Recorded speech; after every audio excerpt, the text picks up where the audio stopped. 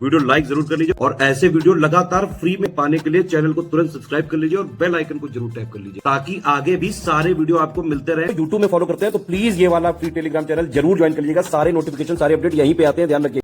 Hello everyone, welcome to study for civil services backup channel. मेरा नाम सुमेधा ग्रेरी है और पॉलिटी के सेशन में अब तक हमने लगभग 6 सेशंस में इम्पोर्टेंट फैक्ट्स जो हमारे कॉन्स्टिट्यूएंट असेंबली से रिलेटेड थे, जब हमारा कॉन्स्टिट्यूशन फ्रेम हुआ था, हमारी कॉन्स्टिट्यूएंट असेंबली का गठन हुआ था, इन सब से रिलेटेड हमने 6 सेशंस किए हैं जिनमें हमने सारे इम्पोर्टेंट जो महा इम्पोर्टेंट आपके फैक्ट्स थे उनको डिस्कस किया है।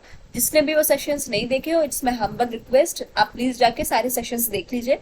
आज स्टार्ट करेंगे हम basic structure of the constitution.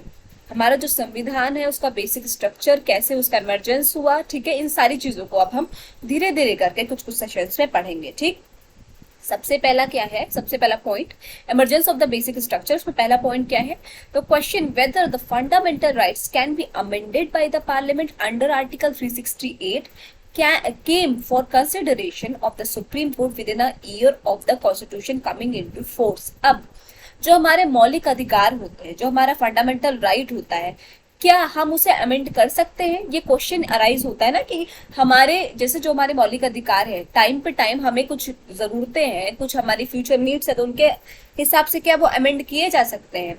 तो पार्लियामेंट के द्वारा जब ये चीज अराइज हुई, ये आर्टिकल आया 368 में, तो ये जो सुप्रीम कोर्ट ने इसे कंसीडर किया। पर ये कब आया कि हमारे फंडामेंटल राइट्स, हमारा मौलिक अधिकार जो है वो अमेंड कर देना चाहिए पार्लियामेंट के द्वारा अंडर आर्टिकल 368। इसको सुप्रीम कोर्ट ने कंसीडर किया जब हमारा कॉन्स्टिट्यूशन आए 1 साल हो चुका था।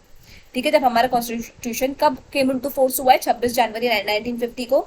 तो उसके 1 साल बाद जो हमारा मौलिक अधिकार है उसके अमेंडमेंट को लेकर, ठीक है, हमारे सुप्रीम कोर्ट ने कंसिडरेशन दी कितने आर्टिकल के अंडर आर्टिकल 368। ठीक, अब in the Shankari Prasad case जो 1991 में हुआ था, the constitutional validity of the first amendment act 1951 which curtailed the right to property was challenged. अब एक क्वेश्चन यहाँ से अराइज होता है कि राइट टू प्रॉपर्टी वाला जो हमारा जो है, हमारा एक तरीके से हम कहेंगे कि फंडामेंटल राइट था पहले, वो फिर उसको लीगल राइट बना दिया गया। तो जो पहला अमेंडमेंट आया था जिसने राइट टू प्रॉपर्टी पे एक तरीके से अमेंडमेंट आया था, वो 1951 में उसने चैलेंज किया था। वो किस केस के तहत आया था? तो शंकरी प्रसाद केस। तो कभी भी आपसे पुटअप हो सकता है क्वेश्चन, डेप्थ में अगर जाएगा, खासकर यूपीपीसीएस वाले बच्चे। तो शंकरी प्रसाद केस किससे रिलेटेड है?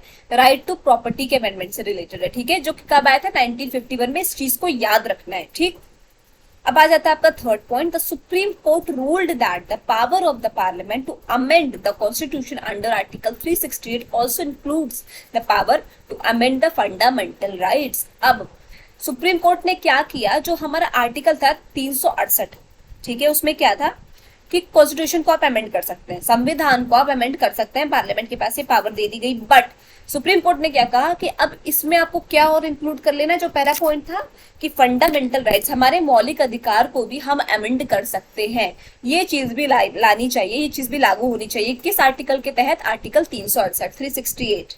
ठीक है, फिर आते हैं आपके नेक्स्ट पॉइंट पे, द वर्ड लॉ। ठीक है, the word law in article 13 includes only ordinary law and not the constitutional amendment acts that is constituent laws।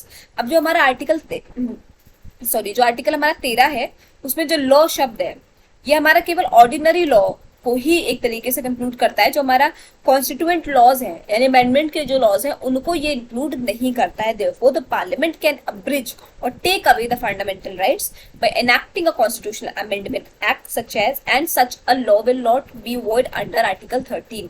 मतलब पार्लियामेंट क्या कर सकती है? अब्रिज कर सकती है, फिर कह सकता है हमारे मौलिक अधिकार ले सकती है किसी भी कॉन्स्टिट्यूशनल एक्ट के तहत।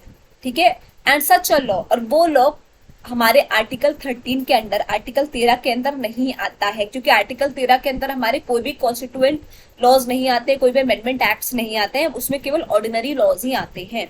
ठीक, नेक्स्ट पॉइंट है, but in the Golaknath case, ठीक है, जो कि 1967 में हुआ था, the supreme court reversed it earlier stand in that case constitutional validity of the 17th amendment act, जो कि हुआ था आपके 1964 में, which inserted certain state acts in the 90th schedule was challenged.